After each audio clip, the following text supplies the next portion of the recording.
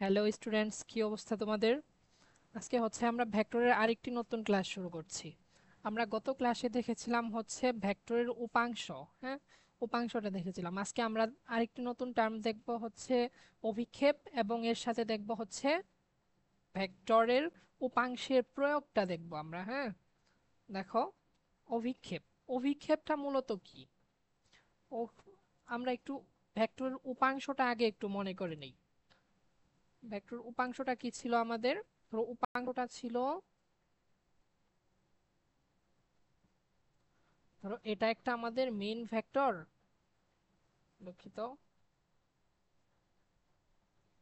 ধরো এটা একটা ভেক্টর। এই ভেক্টরটাকে কি কয় ভাগে ভাগ করে, মানে বিভিন্ন দিকে আমি যদি বিভিন্ন কোণে এই ভেক্টরটার প্রভাবটা চিন্তা করি, বিভিন্ন দিকে এবং বিভিন্ন কোণে আমি যদি এটার প্রভাবটা চিন্তা করি, এটা আনুভূমিক হতে পারে, আবার কি উলম্ব হতে পারে, বা এটা কি যে কোনো কোণেই হতে পারে। যে কোনো কোণে হচ্ছে এই ভেক্টরটার প্রভাব, এই ভেক্টরটার প্রভাবটাকে আমরা কি বলছিলাম?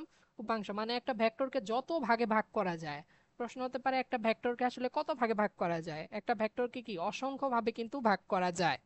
তাহলে একটা ভেক্টরকে এই যে যতগুলা ভাগে ভাগ করতেছি, প্রত্যেকটা কি এক একটা উপাংশ। এগুলা হচ্ছে এক একটা, তো এগুলা প্রত্যেকটা কি, এগুলা প্রত্যেকটাই এক একটা, এই যে এই লাল ভেক্টরটা, এই ভেক্টরটার, এটা যদি আমরা একটা আর ভেক্টর চিন্তা করি, আর ভেক্টরটার এগুলা হচ্ছে প্রত্যেকটা উপাংশ।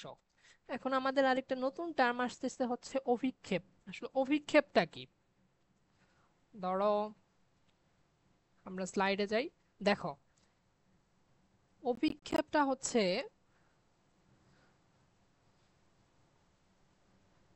আমরা এটা একটু বড় করে নিই। হ্যাঁ,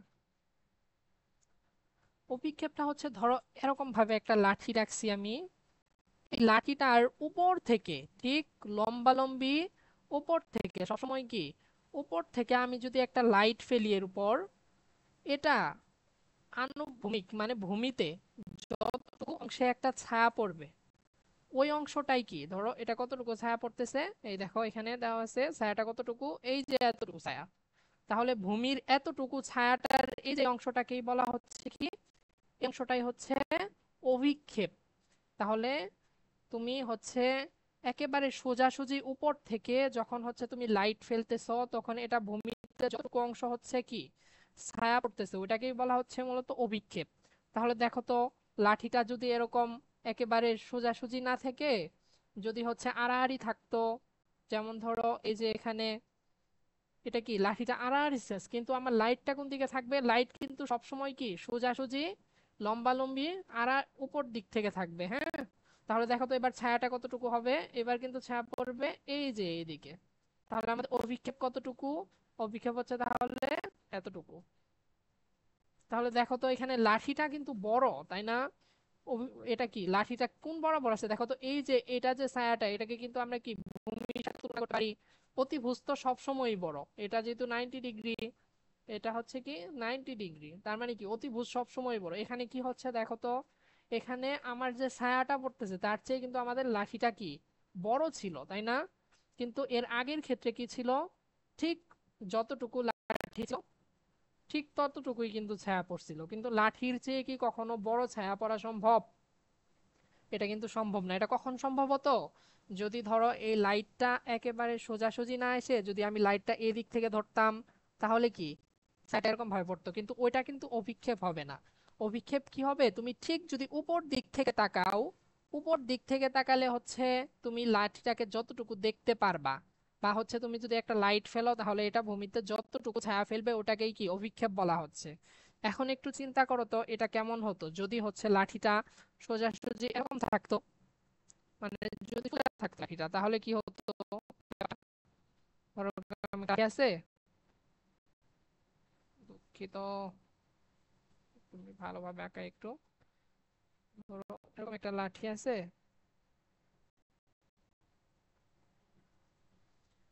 তাহলে তুমি যদি এখন যদি এখানে লাইট ফেলতা, তাহলে ব্যাপারটা কেমন হতো দেখো তো। এখানে ছায়াটা কতটুকু হতো? এই যে ছোট্ট একটা ছায়া হতো, তাই না? বা এটা যদি খুব নগণ্য হচ্ছে প্রস্থচ্ছেদের, নগণ্য প্রস্থচ্ছেদের যদি লাইট হতো তাহলে এখানে কি কোনো ছায়া পড়তোই না। তাহলে অভিক্ষেপটা সর্বোচ্চ হয় কখন? যখন লাঠিটা এরকম ভূমির সাথে সমান্তরালে থাকবে এবং তুমি হচ্ছে অবশ্যই লাইট তো উপর থেকেই দিতে হবে, এটা তো হচ্ছে মাস্ট।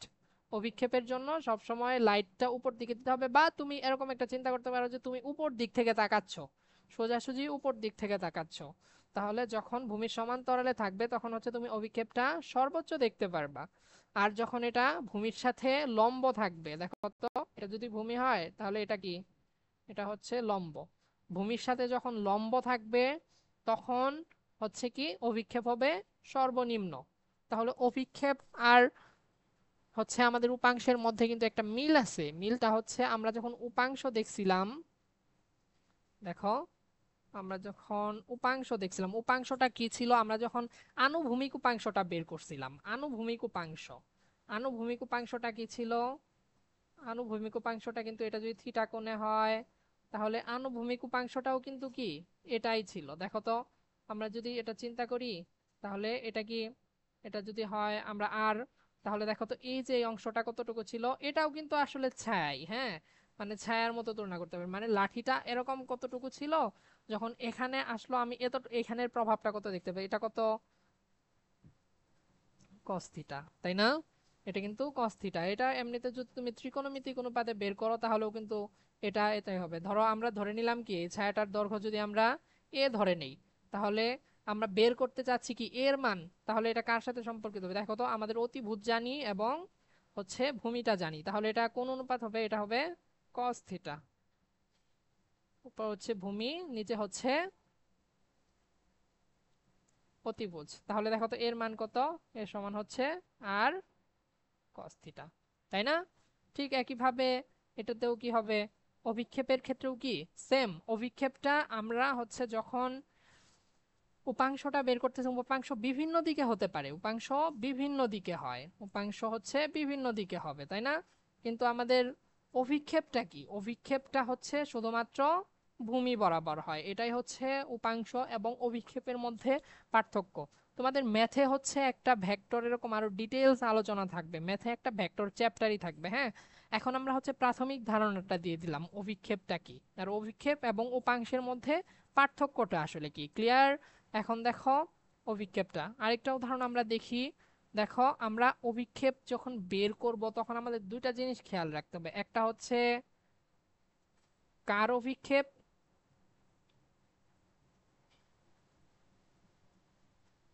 একটা হচ্ছে কার অভিক্ষেপ, আরেকটা হচ্ছে কার উপর অভিক্ষেপ, কার উপর,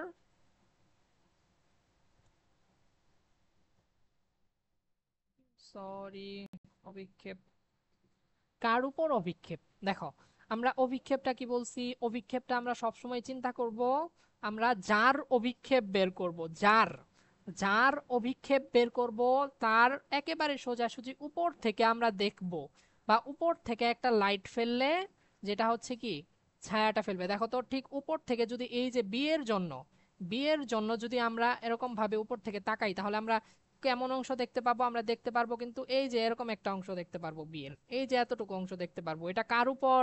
এর উপর। কার উপর এটা? এর উপর। তাহলে এর উপর বিয়ের অভিক্ষেপটা কি হবে? বিয়ের অভিক্ষেপে বি কস থিটা। এটা কার দৈর্ঘ্য? এটা অভিক্ষেপ কিন্তু একটা দৈর্ঘ্য, হ্যাঁ, কারণ ভূমিতে এটা কতটুকু হচ্ছে ছায়া ফেলতেছে।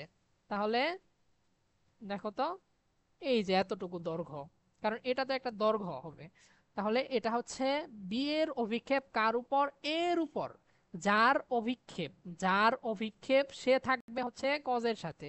ঠিক একইভাবে আমরা যদি এর দিকে, এর অভিক্ষেপ বি এর উপর চিন্তা করি, দেখো তো, ঠিক আমরা যদি হচ্ছে কি এরকম ভাবে তাকাই, এখানে আরেকটা জিনিস খেয়াল রাখতে হবে, অভিক্ষেপকে আমরা আরেকটা নামে ডাকি, সেটা হচ্ছে লম্ব অভিক্ষেপ। লম্ব অভিক্ষেপ আর অভিক্ষেপ একই, হ্যাঁ, এটা লম্ব অভিক্ষেপ।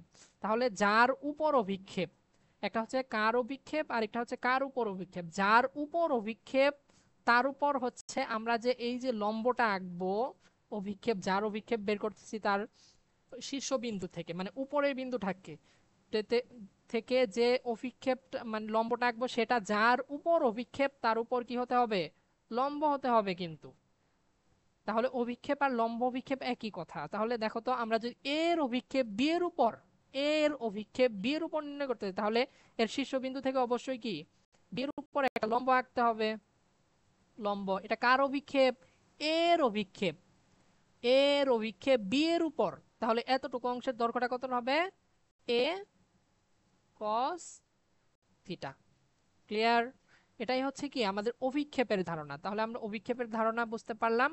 এখন আমরা যাই আরেকটা টপিকে, সেটা হচ্ছে আচ্ছা আমরা আরো কয়েকটা উদাহরণ দেখি অভিক্ষেপের। দেখো, যেমন ধরো এই যে এটা হচ্ছে একটা বল, এত ডিগ্রি আছে, এটা হচ্ছে উপাংশ, আসলে মেইনলি উপাংশ। তাহলে এই ভূমি বরাবর এর উপাংশটা কত হবে, এটা হবে কি এফ কস 30 ডিগ্রি। আর উলম্ব বরাবর বা হচ্ছে ভার্টিক্যাল ভার্টিক্যাল কম্পোনেন্টটা কি হয়, উপাংশের ইংরেজি হচ্ছে কম্পোনেন্ট। তাহলে এই বরাবর কি হবে, আমরা শুধু কজের জায়গায় সাইনটা দিয়ে দিব, মান যা আসবে সেটাই। হ্যাঁ, দেখো এখানে করে দেওয়া আছে, এই তো দেখো উপাংশে ভাগ করি। আমরা উপাংশের ভাগটা একটু দেখি, আমরা গত ক্লাসে হচ্ছে উপাংশ শিখছিলাম। উপাংশটা কি হয়, যার সাথে কোণ থাকে তার দিকে হয় কজ, আর তার সাথে লম্ব বরাবর যেটা থাকে সেটা হচ্ছে কি সাইন। আচ্ছা, এই লম্বটা নিচ দিকে কেন দিলাম, কারণ হচ্ছে আমাদের যেটা লব্ধি, যে ভেক্টরকে আমরা ভাগ করতেছি সেই ভেক্টরটা হচ্ছে আনুভূমিক এবং লম্ব বরাবর যে ভাগ ভাগ হয় সেই ভেক্টরটা থাকতে হয় মাঝামাঝি, তাই না?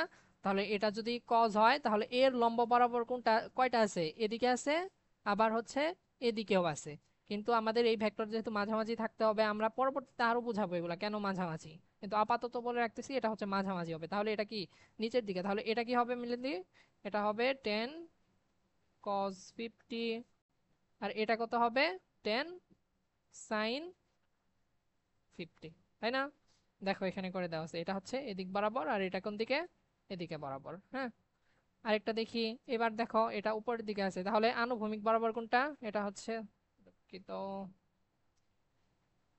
এটা হচ্ছে আনুভূমিক। এবার দেখো তো উলম্বটা কোন দিকে হবে, এদিকে হবে, কারণ এটা হচ্ছে কি মাঝামাঝি।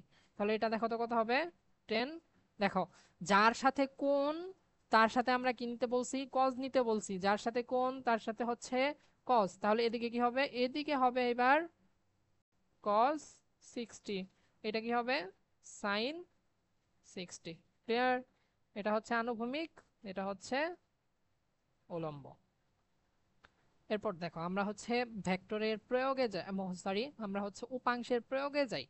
উপাংশের হচ্ছে কয়েকটা এক্সাম্পল আমরা দেখি, এগুলা হচ্ছে তোমাদের অনুধাবন আসতে পারে। হ্যাঁ, দেখো উপাংশটা কি, উপাংশ আমরা বারবার বলতেছি, উপাংশ হচ্ছে একটা ভেক্টরের বিভিন্ন ভাগে যে ভাগ করা যাচ্ছে সেটাই হচ্ছে আমাদের উপাংশ। দেখো,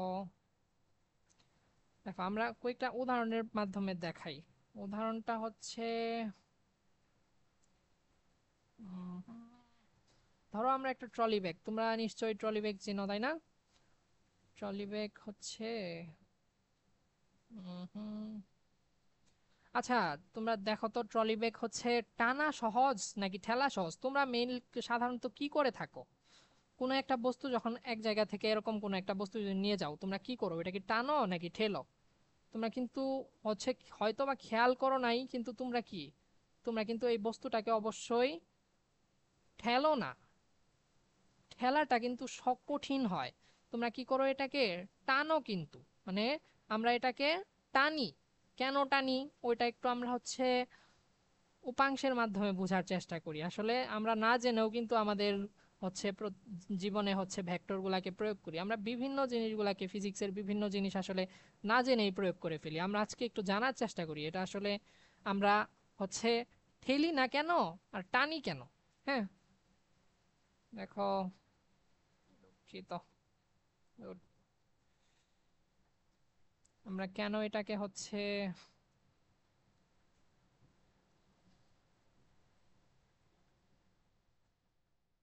ওকে, এটা হচ্ছে ঠেলা। যদি ঠেলি হচ্ছে তাহলে আমরা কোন দিকে বল দিচ্ছি, বলটা দিচ্ছি হচ্ছে এদিকে বলটা দিচ্ছি। আমরা ভেক্টরের বিভাজন দেখাইছি, তাহলে এগুলা কি, এগুলা হচ্ছে এটা হচ্ছে টানা, এটা হচ্ছে ঠেলা। আমরা একই বলে ঠেলতেছি, এফ বলে ঠেলতেছি, এটা এফ বলেই টানতেছি। তাহলে দেখো ভেক্টরের বিভাজন আমরা কিভাবে দেখছি। একটা হবে আনুভূমিক বরাবর, আনুভূমিক, এটা কোনো চিন্তা করা দরকার নাই, এটা ডিরেক্ট আনুভূমিক দিয়ে দিবা।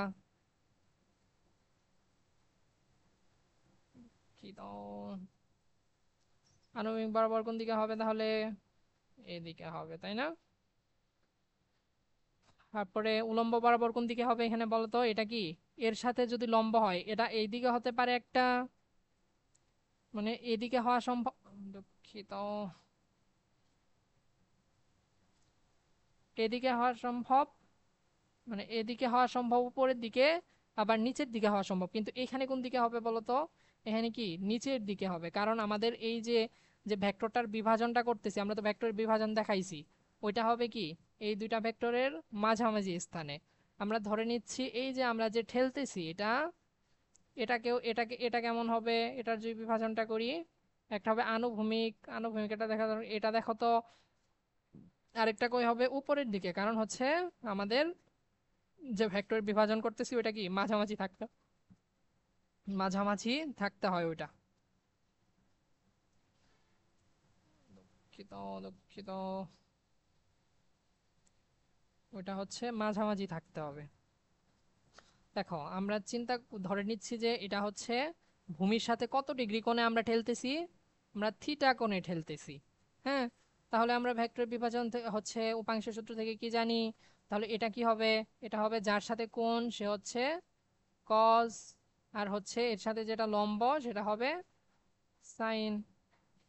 এটার ক্ষেত্রে কি হবে, আমরা আনুভূমিকের সাথে ভূমির সাথে থিটা কোণে, ভূমির সাথে থিটা কোণে, তাহলে এটা কি হবে এফ কজ থিটা, এটা হচ্ছে কি হবে এফ সাইন থিটা। এখন দেখো তো, এই হচ্ছে এই যে আমরা ট্রলিটা ঠেলতেছি এর তো একটা ওজন আছে তাই না, ওজন সবসময় কোন দিকে ক্রিয়া করে, ওজন হচ্ছে সবসময় নিচের দিকে ক্রিয়া করে, তাহলে ওজন হচ্ছে সব সময় নিচের দিকে ক্রিয়া করবে। এটার ওজন এদিকে, এটার ওজন এদিকে। ওজনের সূত্র কি জানি আমরা, একটু ছোট করে দেই এটা মেইনলি,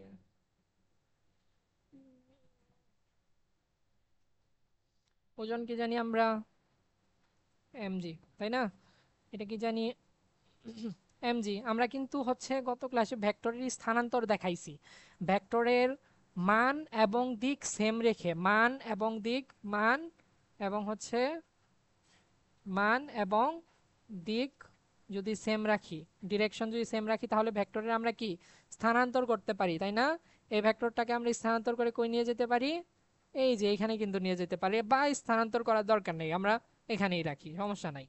আমরা দেখো তো, এটাও হচ্ছে এক প্রকার বল, ওজনও কিন্তু এক প্রকার কি বল তাই না, ওজনও কিন্তু এক প্রকার বল, কারণ ওজনের একক কি নিউটন। তাহলে দেখো তো, দুইটা ভেক্টর যদি একই দিকে ক্রিয়া করে, আমরা সামান্তরিক সূত্র থেকে দেখছি দুইটা ভেক্টর যদি একই দিকে ক্রিয়া করে তাদের লব্ধিটা কত হয়, তাদের লব্ধি হয় হচ্ছে ভেক্টর দ্বয়ের যোগফলের সমান। কারণ আমরা সামান্তরিক সূত্রে এটার মধ্যবর্তী কোণ কত হবে, দুইটা ভেক্টর যদি ধরো একই দিকে ক্রিয়া করে তাদের মধ্যবর্তী কোণ হচ্ছে, দুঃখিত আমরা আলফা দিয়ে প্রকাশ করতাম, ওইটা আসলে আলফা হচ্ছে 0 ডিগ্রি। তাহলে ওই যে সামান্তরিকের সূত্র থেকে, সামান্তরিকের আমাদের সূত্রটা কি ছিল, এ square B square two A B cos alpha. দেখো তো আলফার মান যদি 0 হয় তাহলে কজের মান কত, এটা হচ্ছে 1 হয়ে যাবে, তাহলে এটা কি এ প্লাস বি হোল স্কোয়ার সূত্র, এটা কিন্তু এ প্লাস বি হোল স্কোয়ার সূত্র। তাহলে স্কোয়ার আর রুট কাটা, তাহলে কি থাকতেছে এ প্লাস বি। তাহলে দুইটা ভেক্টর যদি একই দিকে ক্রিয়া করে তাহলে তাদের লব্ধিটা কত হয়, লব্ধিটাকে আমরা আর দিয়ে প্রকাশ করতে হবে, আর মানে হচ্ছে রেজাল্টেন্ট, রেজাল্টেন্ট মানে হচ্ছে লব্ধি। তাহলে তাদের লব্ধি হবে হচ্ছে ভেক্টর দ্বয়ের যোগফলের সমান। আবার দুইটা ভেক্টর যদি পরস্পর বিপরীত দিকে ক্রিয়া করে, তাহলে দেখো একটা ভেক্টর হচ্ছে এদিকে ক্রিয়া করছে, ঠিক বিপরীত দিকে যদি ক্রিয়া করে তাহলে এটা মধ্যবর্তী কোণ কত, এটাকে আমরা একটু এইদিকে নিয়ে দেখো তো মধ্যবর্তী কোণ কত, মধ্যবর্তী কোণ কিন্তু হচ্ছে, মধ্যবর্তী কোণ হবে হচ্ছে এটা কিন্তু 180 ডিগ্রি, তাই না? তাহলে আমাদের সূত্রটা কি হচ্ছে? A square B square 2ab cos 180। আচ্ছা, কজ 180-র মান কত? এটা কিন্তু -1, তাই না? তাহলে এটা কি হবে? এটা হবে, এই চিহ্নর মানে কিন্তু আমরা বলছি এটা মানে হচ্ছে পার্থক্য। এটা যেহেতু মাইনাস হবে তাহলে এটা a minus B whole square, তাহলে এটা কি হইতেছে? এই চিহ্নর মানে হচ্ছে পার্থক্যটা, কারণ আমরা তো জানি না এখানে এ বড় নাকি বি বড়, তাই না? তাহলে পরস্পর দুইটা ভেক্টর যখন বিপরীত দিকে ক্রিয়া করবে, দেখো তো এটা হচ্ছে একটা উপরের দিকে, এটা কি, এটা হচ্ছে উপরের দিকে, আরেকটা হচ্ছে নিচের দিকে। তাহলে এদের হচ্ছে রেজাল্টেন্টটা কি হবে? দুইটার বিয়োগফল। এখন বলো তো, এখানে কিন্তু আমরা স্বাভাবিকভাবে বুঝতেছি এখানে এম জি বড় নাকি হচ্ছে এফ সাইন থিটা বড়।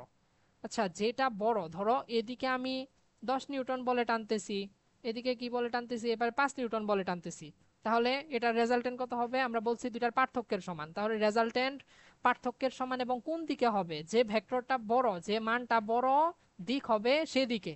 তাহলে রেজাল্টেন্ট হচ্ছে 5 নিউটন এবং দিক কোন দিকে? যেটা বড় তার দিকে। তাহলে দেখো তো, এটা যদি সাইন এফ সাইন থিটাটা বড় হয়ে যায় তাহলে তো ট্রলি বেগটা তো হচ্ছে উপরের দিকে উঠে যাবে, তাই না? এটা কি উপরের দিকে উঠতেছে? উপরের দিকে তো উঠতেছে না, এটা কি ভূমির সাথেই লেগে আছে, তার মানে এখানে নিশ্চিতভাবে কি এমজিটা বড়। তাহলে এখানে রেজাল্টেন্ট কি হচ্ছে? Minus F sine theta. এখন দেখো, তোমরাই বুঝতে পারবা। এখানে দেখো তো, নিচের দিকে যে আমাদের টোটাল বলটা, এখানে কি হচ্ছে? বেড়ে যাচ্ছে, আর এখানে কি এমজি থেকে আরো কমে যাচ্ছে। তাহলে এটা কি ছিল? এটা হচ্ছে ঠেলা, আর এটা কি? এটা হচ্ছে টানা।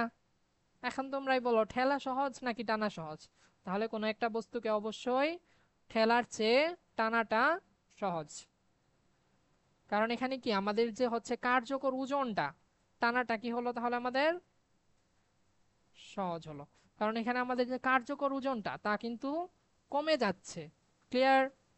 এটা হচ্ছে কি, তাহলে আমরা বলতে পারি টানার চেয়ে অবশ্যই ঠেলাটা সহজ। তাহলে এটা কিন্তু তোমাদের অনুধাবনমূলক প্রশ্নে আসতে পারে। হ্যাঁ, দেখো, এখন আমরা স্লাইডে যাই। স্লাইডে দেখো ঠিক একইভাবে, এই দেখো একটা বস্তুকে হচ্ছে আমি এফ বলে হচ্ছে কি ঠেলতেছি, এটা ভূমির সাথে কত কোণ উৎপন্ন করছে? ভূমির সাথে হচ্ছে 25 ডিগ্রি কোণ উৎপন্ন করছে। তাহলে এই পাশে কি হবে? এটা হবে এফ কস থিটা, আর এটা হবে সাইন থিটা। এটা এদিকে আরেকটা কি আছে? এম জি আছে, মানে ওজন ডাব্লিউ সমান এম জিটা আছে। তাহলে এখানে কার্যকর ওজনটা কি হবে? দুইটা যদি একই দিকে, নেট ওজনটা হবে ডাব্লিউ প্লাস তার হচ্ছে যে এফ সাইন থিটার মানটা। আর এদিকে কি হবে? এটার ক্ষেত্রে কি হচ্ছে? এমজিটা কাজ করছে কি নিচের দিকে, এমজিটা নিচের দিকে, ডাব্লিউ সমান এমজি, আর সাইন থিটা হচ্ছে এদিকে। তাহলে এখানে কার্যকর ওজনটা কত হবে? তাহলে এখানে হচ্ছে ডাব্লিউ মাইনাস হচ্ছে কি এফ সাইন থিটা। তাহলে ঠেলা কঠিন আর টানা সহজ, টানাটা সহজ। ক্লিয়ার? একইভাবে দেখো, আমরা একটা করতে পারি লন রোলার। লন রোলারটা কি? লন রোলারটা হচ্ছে মেইনলি তোমাদের একটু দেখাচ্ছি, ওয়েট। না, আসলে আমার ইন্টারনেট কানেক্ট নাই, ইন্টারনেট কানেক্ট করা হয়নি। এক সেকেন্ড একটু।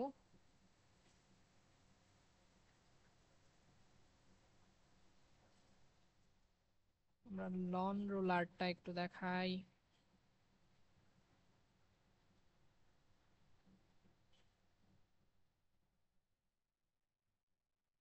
লন রোলার,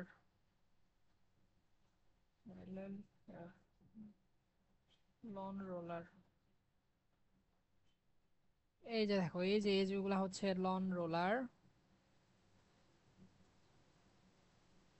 এই যে দেখো, এই যে বিশেষ করে হচ্ছে, আচ্ছা এখানে আমরা ভালো ইমেজ আসলে পাচ্ছি না।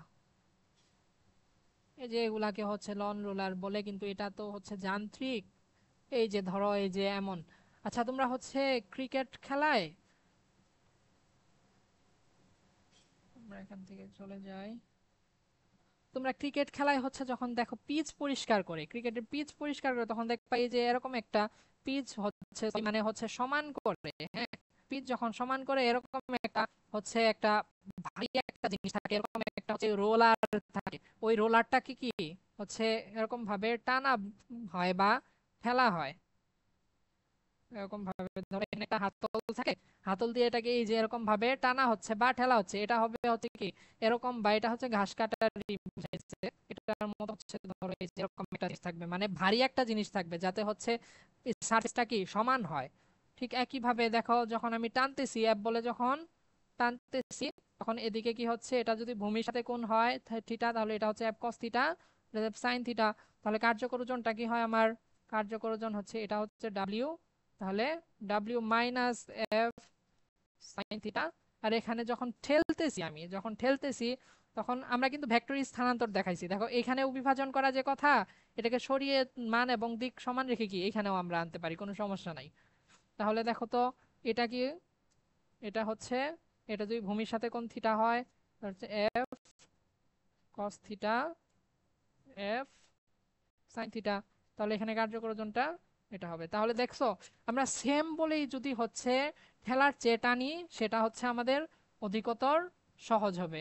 ক্লিয়ার? এটাই হচ্ছে আমাদের হচ্ছে ভেক্টরের উপাংশের প্রয়োগের একটা ধারণা। আজকে তাহলে হচ্ছে আমাদের ক্লাস এতটুকুই থাকবে, তোমাদের ক্লাসটা আজকে এতটুকুই। এখন যদি হচ্ছে তোমাদের এই ক্লাসটা ভালো লাগে তাহলে অবশ্যই চ্যানেলটা সাবস্ক্রাইব করবা, এবং হচ্ছে পরবর্তী ক্লাস আমাদের দ্রুতই আসবে, সেটা দেখার জন্য তোমাদের সবাইকে ইনভাইট করছি। আর যদি তোমরা চাও তাহলে হচ্ছে আমাদের ফেসবুক লিংক, মানে পেজ লিংক এবং গ্রুপ লিংক ডিসক্রিপশন বক্সে দেওয়া থাকবে, তোমরা চাইলে হচ্ছে সেটাতে জয়েন করে থাকতে পারো। আর যদি ক্লাস ভালো লাগে তাহলে অবশ্যই কমেন্টে জানাবা। থ্যাংক ইউ সবাইকে।